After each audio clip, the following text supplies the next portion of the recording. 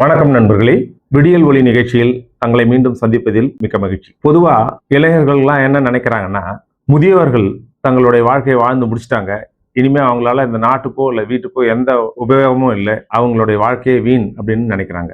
ஆனா உண்மை அது கிடையாதுங்க.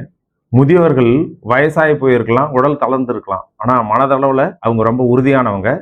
நிறைய பிரச்சனைகளுக்கு தீர்வு கண்டு இளைஞர்களுக்கு உதவக்கூடிய நிலையில அவங்க இருக்காங்க. இந்த முதியவர்களுடைய வாழ்க்கை அனுபவங்கள் இளைய தலைமுறையினருக்கு வாழ்க்கை வழிகாட்டியா இருக்கிற ஒரு கலங்கரை விளக்கங்கள். ஜீன் யூரே என்ற ஆங்கில எழுத்தாளர் இந்த கருத்தை ஒரு ருமேனிய நாட்டுப்புற கதை மூலம் அழகாக எடுத்து சொல்றாங்க. முதியோரே இல்லாத நாடு அல்லது The Land Where There Is No Old Men என்ற கதையில இந்த கருத்து அழகா ஜூனியரே சொல்றாங்க. முன்பு ஒரு காலத்துல ருமேனியா நாட்டுக்கு வெகு தொலைவில் ஒரு நாடு இருந்தது. அந்த நாட்டு இளைஞர்கள் எல்லாம் முதியவர்கள் நாட்டுக்கு தேவையில்லாதவர்கள், அவங்களால நாட்டுக்கு எந்த பலனும் இல்லை நினைச்சாங்க. அவங்கள கொன்னுடலான்னு தீர்மானம் எடுத்தாங்க. அந்த தீர்மானத்தை அந்த நாட்டு அரசனிடம் முன்மொழிஞ்சாங்க. அந்த நாட்டு அரசனும் இளைஞன் என்றதால அதை ஏத்துக்கிட்டான். மோரோவர் அந்த அரசன் கொஞ்சம் கொடுங்கோல் தன்மை கொண்டவன். அதனால உடனே அவன் முதியவர்கள் அனைவரையும் கொன்று விடுமாறு ஆணை பிறப்பித்தான். அவனுடைய சட்டப்படி என்னன்னா 50 வயதுக்கு மேற்பட்ட அத்தனை வயசானவங்களையும் கொன்னுடலாம் அப்படின்னு சட்டம் போட்டான். அதனால கொஞ்ச காலத்திலே 50 வயதுக்கு மேற்பட்ட அத்தனை மனிதர்களும் கொல்லப்பட்டிருந்தாங்க. இப்போ அந்த நாட்டில் முதியவர்கள் ஒருவர் கூட இல்லாத ஒரு நிலை உண்டாயிட்டுது. அதிர்ஷ்டவசமா அந்த நாட்டில் தன்னுடைய அப்பா மேல பாசம் கொண்ட ஒரு இளைஞன் இருந்தான். அவன் தன்னுடைய அப்பாவை கொல்ல விருப்பப்படலை. அதனால நிலத்துக்கடியில இருந்த நில வரையில பாதுகாப்பா காத்து வச்சிருந்தோம். சில வருஷங்கள் உருண்டு ஓடிச்சு. குளிர்காலமும் முடிஞ்சு அடுத்தது வசந்த காலம் வந்தது. வசந்த காலத்துல பயிர் செய்யறதுக்கு விதை நெல் இல்லை. எந்த உழவர்கிட்டையும் விதை நெல் இல்லை. ஏன்னா விதைக்காக வச்சிருந்த நெல்லெல்லாம் பஞ்சத்துல சமைச்சு சாப்பிட்டுட்டாங்க. இந்த நாட்டினுடைய மக்கள் மற்ற நாட்டுகள்ல கையேந்தி எந்த விதையும் வாங்க முடியாத நிலைமை. ஏன்னா அண்டை நாடுகள்லாம் சண்டை நாடுகள் ஆயிட்டுது. சுமூகமான உறவு இந்த நாட்டுக்கும் மற்ற நாட்டுக்கும் இல்லை. அதனால அரசாலையும் மற்ற நாடுகள்ல இருந்து கடன் கேட்டு எதையும் வாங்க முடியாத ஒரு சூழல். இந்த இக்கட்டான சூழ்நிலையை சமாளிக்க அரசன் திடீர்னு ஒரு அவசர கூட்டம் போட்டான். அந்த கூட்டத்துல மந்திரிகளும் முக்கியமான மக்களையும் வரவழைச்சு தங்களுடைய கருத்துக்களை கேட்டான்.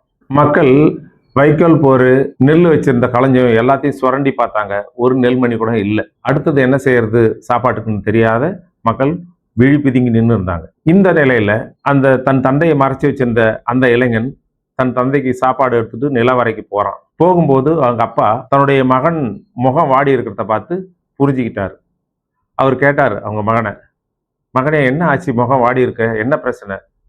எந்த பிரச்சனையா இருந்தாலும் என்கிட்ட சொல்லு, என்னால முடிஞ்ச வரைக்கும் நானும் உனக்கு மனதளவுலையாவது உதவி செய்யறேன் அப்படின்னு சொன்னாரு. இதை கேட்ட உடனே அந்த மகன் அவங்க அப்பா கிட்ட மேல நிலவர பஞ்சத்தை பத்தியும் மக்கள் வறுமையில வாடி இறக்கிறத பத்தியும் அடுத்து வர்ற சீசனுக்கு விதைக்கிறதுக்கு விதை நெல் இல்லாத நிலையை பத்தியும் சொன்னான். இதை கேட்ட உடனே அவங்க அப்பா கவலைப்படாதே மகனே, நான் சொல்ற மாதிரி நீ செய் அப்படின்னு ஒரு அறிவுரை சொன்னார். பனிக்காலம் முடிஞ்சு வசந்த காலம் ஆரம்பிக்கும் போது நம்ம வீட்டுக்கு முன்னாடி இருக்கிற தெருவில் ஏர் பூட்டி உழுது பண்படுத்தி அதை அப்படியே விட்டுடு, உன்னுடைய பிரச்சனையெல்லாம் தீர்ந்துடும் அப்படின்னு சொல்றாரு. தன்னுடைய அப்பா சொன்ன மாதிரியே அவன் பனிக்காலம் முடிஞ்சோடனே வீட்டுக்கு எதிரில் இருக்கிற தெருவில் உழுது பண்படுத்தி விட்டான். என்ன அதிசயம், மறுநாள் அந்த இடத்துல கேழ்வரகு, கம்பு, சோளம், பட்டாணி, அவரை போன்ற எல்லா பயிர் வகைகளும் முளைக்க ஆரம்பிச்சன. அந்த பயிர் வகையெல்லாம் விளைஞ்ச உடனே அவன் அதை அறுவடை செஞ்சு மகிழ்ச்சியா அனுபவிக்க ஆரம்பிச்சான். நாட்டில் விதையே இல்லாத நேரத்துல ஒரு விவசாயி மட்டும் செழிப்பா அறுவடை செஞ்சிருக்கான் அப்படின்ற செய்தி அரசனுடைய காதுல போய் சேர்ந்தது. அரசன் உடனே அந்த இளைஞனை தன்னுடைய அரசவைக்கு கூப்பிட்டு அவனை பாராட்டினான். நீ அறிவாளிகளுக்கெல்லாம் அறிவாளி, உனக்கு எப்படி இந்த ஐடியா வந்தது என்கிட்ட சொல்லு அப்படின்னு சொல்லி பாராட்டினான். இதுக்கு மேலேயும் அந்த இளைஞனால அந்த ரகசியத்தை காப்பாற்றி வைக்க முடியல. அவன் உண்மையை அந்த அரசங்கிட்ட சொல்லிட்டான். அரசே, நீங்க என்னை மன்னிக்கணும், இந்த கருத்தெல்லாம் கொடுத்தது எனக்கு என்னுடைய அப்பா தான். எங்க அப்பாவை நான் உங்களுடைய ஆணைப்படி நான் கொலை பண்ணலை, அவரை காப்பாற்றி தான் வச்சிருக்கேன்.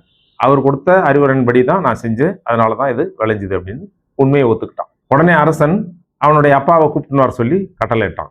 இவனும் தன்னுடைய அப்பாவை உடனே அரசவைக்கு கூப்பிட்டுன்னு வந்தான். அரசன் அந்த முதியவரை பார்த்து, உங்களுக்கு எப்படி இந்த ஐடியா வந்தது, தெருவில் இந்த மாதிரி தானிய வகைகள்லாம் இருக்குன்னு உங்களுக்கு எப்படி தெரியும் அப்படின்னு கேட்டார். அதுக்கு அந்த முதியவர் சொன்னாரு, அரசே, நாங்க அறுவடை செய்து வண்டியில ஏத்திட்டு வரும்போது நிறைய தானியங்கள் சிந்தும், அதனால அவைகள் இன்னும் அங்க இருக்கும்னு எனக்கு தெரியும், அதனாலதான் நான் இந்த ஐடியாவை நான் என்னுடைய மகனுக்கு கொடுத்தேன் அப்படின்னு சொன்னார். அந்த முதியவர்களுடைய அனுபவ அறிவையும் ஞானத்தையும் மெச்சி அந்த அரசன் அவரை பாராட்டி அவனுக்கு வெகுமதியும் கொடுத்தான். தன்னுடைய தவற்றையும் அவன் உணர்ந்து கொண்டான். முதியவர்கள் அறிவு களஞ்சியம், ஞானத்தினுடைய பெட்டகம், அவங்கெல்லாம் கொலை பண்ணக்கூடாது அப்படின்னு உணர்ந்தான். முதியவர்களை கொலை செய்கிற அந்த சட்டத்தையும் அவன் நீக்கிட்டான். அன்னையிலிருந்து அந்த நாட்டில் எந்த முதியவர்களும் கொல்லப்படலை, மாறாக முதியவர்கள் அறிவு களஞ்சியமாக போற்றப்பட்டார்கள். இந்த கதை என்ன சொல்லுதுன்னா, ஓல்ட் இஸ் கோல்டுன்றத சொல்லுதுங்க.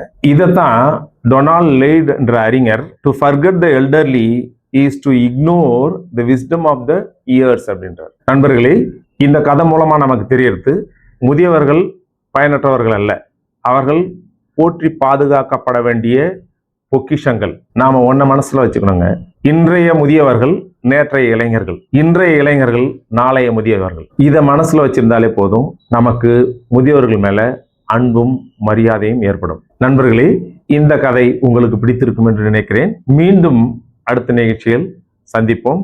தவறாமல் சப்ஸ்கிரைப் செய்யுங்கள். உங்களிடமிருந்து விடைபெறும் உங்கள் நண்பன் டாக்டர் ராஜவேலு. நன்றி, வணக்கம்.